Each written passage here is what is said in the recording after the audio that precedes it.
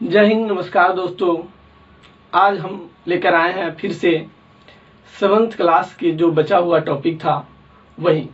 तो इसके पहले हम लोग पढ़ चुके थे पूर्णांकों का निरपेक्ष मान कैसे निकाला जाता है, वहां तक पढ़ चुके थे।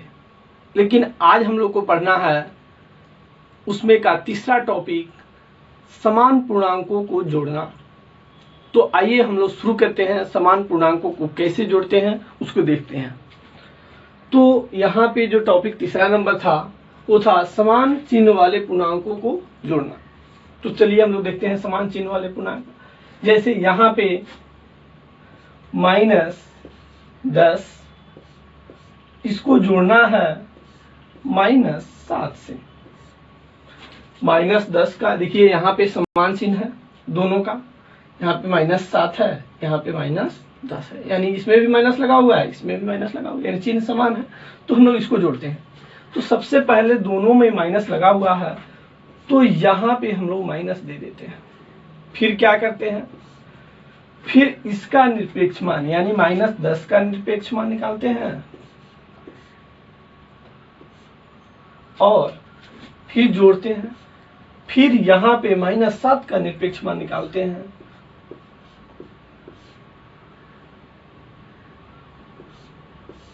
और फिर आगे बढ़ते हैं।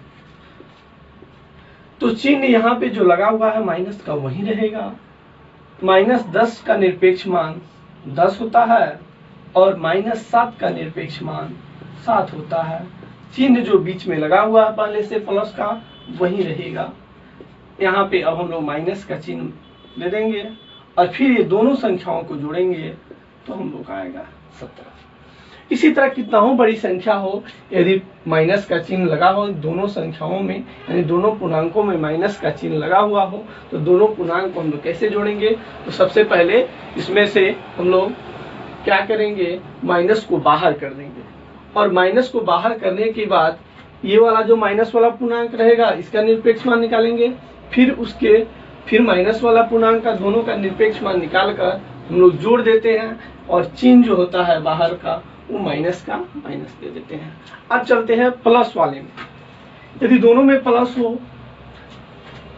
यानी दोनों की जो है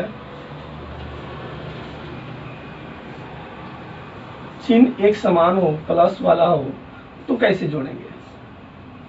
तो चलिए यहाँ पर भी देखते हैं। यहाँ पर भी वही काम करेंगे। इसके पहले प्लस हो सकता है या नहीं भी हो सकता है। जैसे यहाँ पे दोनों को पहले हम लोग नहीं देंगे, एक बार देखते हैं ऐसे। तब हम लोग वही चिन्ह देंगे। दोनों के पहले क्या है, प्लस है, तो प्लस का चिन्ह देते हैं। उसके बाद यहाँ पे वही काम करेंगे, 7 का निरपेक्ष मान निकालेंगे और जोड़ देंगे। फिर 8 का निरपेक्ष मान निकाल लेंगे। दोनों का पहले क्या है, प्लस है, तो चिन्ह प्लस का ही देंगे और इसको क्या करेंगे, दोनों का निरपेक्ष मान, तो 7 का निरपेक्ष मान 7 होता है, 8 का 8 होता है। दोनों को जोड़ेंगे तो प्लस यहाँ पे हम लोग 15 देंगे। दोनों को जोड़ कर लिखते हैं, या इसको केवल हम लोग 15 दे सकते हैं। या तो ऐसे लिख सकते हैं या ऐसे लिख सकते हैं। प्लस रहता भी है या नहीं रहता है, दोनों का मान उतना ही होता है। तो हम लोग क्या देखें, समान चिन्ह वाले पूर्णांकों को जोड़ना। फिर यहाँ पे यदि माइनस में हो, माइनस में दोनों चिन्ह समान हो तो ऐसे जोड़ेंगे। प्लस में दोनों चिन्ह समान हो तो ऐसे जोड़ेंगे। अब अगला टॉपिक जो हम लोग को है वो है असमान चिन्ह वाले पूर्णांकों को जोड़ना। ये तो था समान चिन्ह, तो अब देखते हैं असमान चिन्ह वाले पूर्णांकों को जोड़ना। यानी जब चिन्ह असमान हो, असमान चिन्ह वाला पूर्णांक हो तो कैसे जोड़ेंगे। तो आइए यहाँ पे देखते हैं असमान चिन्ह वाले पूर्णांकों को कैसे जोड़ते हैं। यहाँ पे है -12, इसको जोड़ना है 5 से, तो कैसे जोड़ेंगे। तो सबसे पहले हम लोग देखेंगे इसके अपने मन में निरपेक्ष मान निकालेंगे इसका। तो सबसे पहले इसका निरपेक्ष मान निकालते हैं अपने मन में। तो -12 का निरपेक्ष मान 12 होता है, यानी प्लस में होता है। और यहाँ पे 5 का निरपेक्ष मान निकालते हैं तो 5 होता है। तो इसमें दोनों का सबसे पहले निरपेक्ष मान निकाल कर अपने मन में देखेंगे तो इसका ज्यादा हुआ, तो इसका चिन्ह हम लोग क्या करते हैं, बाहर कर देते हैं। यानी जिसका ज्यादा होगा वही चिन्ह को हम लोग क्या करते हैं, बाहर कर देते हैं। अब फिर से क्या करते हैं, यानी जिसका निरपेक्ष मान अधिक आया है उसमें से कम वाला क्या करते हैं, हम लोग माइनस कर देते हैं। तो यहाँ पे सबसे अपने मन में सबसे पहले देखे थे तो -12 का निरपेक्ष मान कितना आया था, 12 आया था। अब इसमें से हम लोग इसका निरपेक्ष मान माइनस कर देते हैं। तो आइए हम लोग देखते हैं कैसे करेंगे।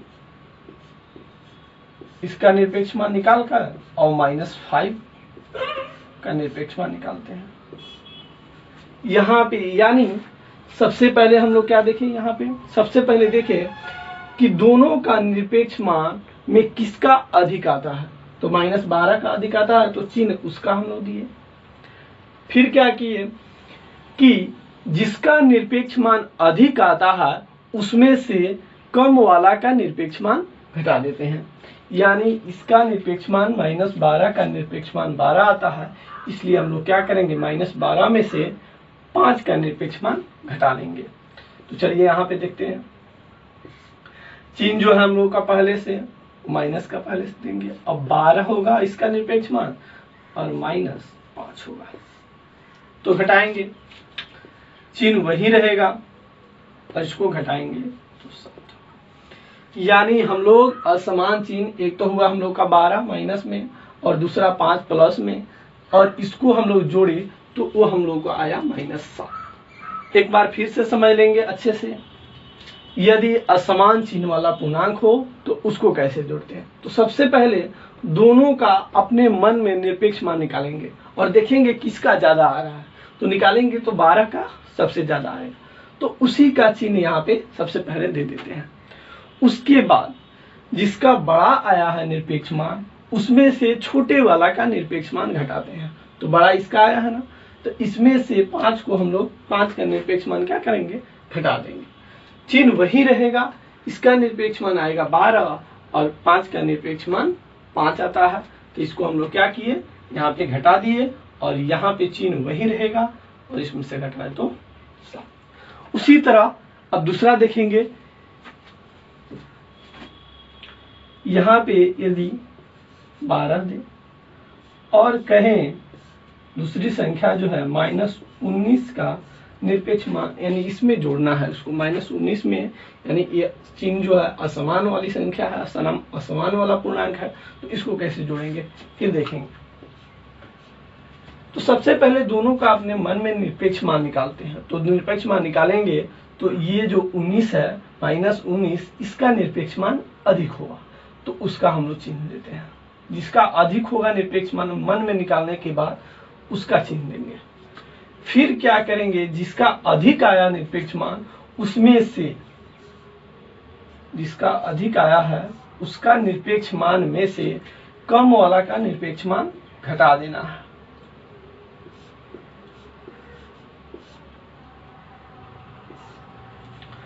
तो यहाँ पे क्या देखें, सबसे पहले यानी निरपेक्ष मान निकालने के बाद देखेंगे कौन सी संख्या बड़ी है, उसका चिन्ह हम लोग यहाँ पे देते हैं। फिर बड़ी वाली संख्या में से निरपेक्ष मान निकालने के बाद छोटी वाली संख्या को घटाते हैं। तो यहाँ पे वही काम किए।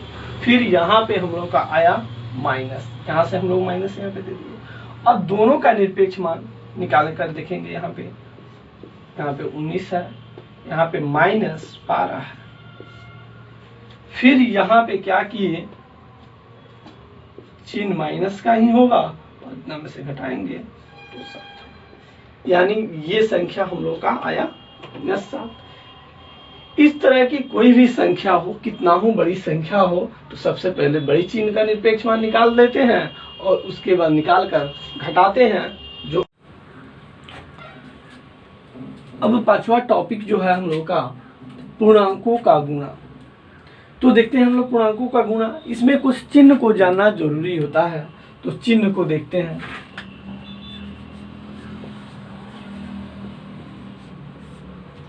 चिन्ह को यहाँ पे देखते हैं। सबसे पहले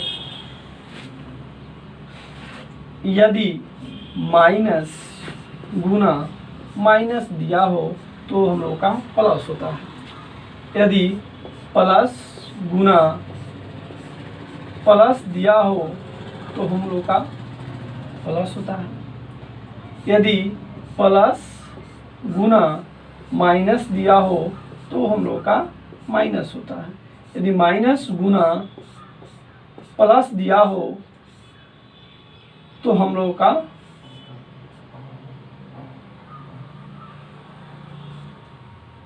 माइनस होता है। अब इसी के सहायता से अंकों को गुना करके देख लेते हैं, पूर्णांकों को गुना करके देख लेते हैं। तो आइए हम लोग देखते हैं यहाँ पे गुना करके। जैसे यहाँ पे हम लोग संख्या लेते हैं -8, इसको गुना करना है -7 से।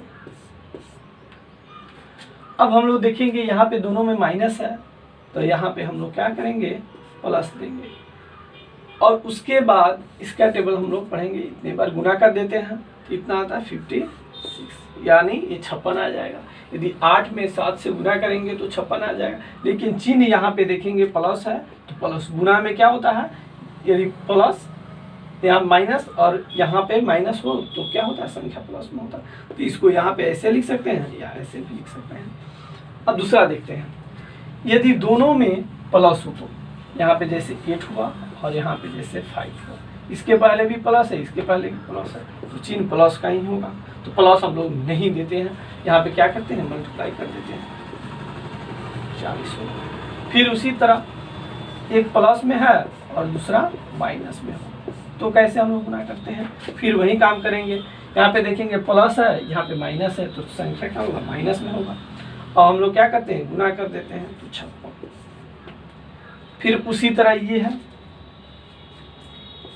यहाँ पे माइनस है और दूसरी संख्या जो है प्लस में है, तो हम लोग क्या करेंगे, यहाँ पे सबसे पहले यहाँ पे चिन्ह देखेंगे, तो चिन्ह क्या होगा, माइनस का होगा, तो माइनस, इसमें गुना करेंगे तो 21। इसी तरह हम लोग पूर्णांकों का गुना करना देखते हैं। कितनाओं संख्या बड़ी हो तो दोनों में यदि माइनस हो तो संख्या प्लस में होगी, दोनों में प्लस हो तो संख्या प्लस में, यदि दोनों में से किसी एक में माइनस हो तो संख्या माइनस में, फिर यदि दोनों में से किसी एक में माइनस हो तो संख्या माइनस में होती है।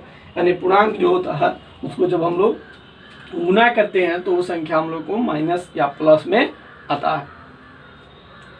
तो अब हम लोग पूर्णांकों की गुणा के बारे में जान गए। अब जो अगला टॉपिक बचा हुआ है वो हम लोग अगले वीडियो में लेकर आएंगे। यह वीडियो आप लोगों को कैसी लगी, यदि अच्छी लगी हो तो शेयर करें, सब्सक्राइब करें और लाइक करें। जय हिंद,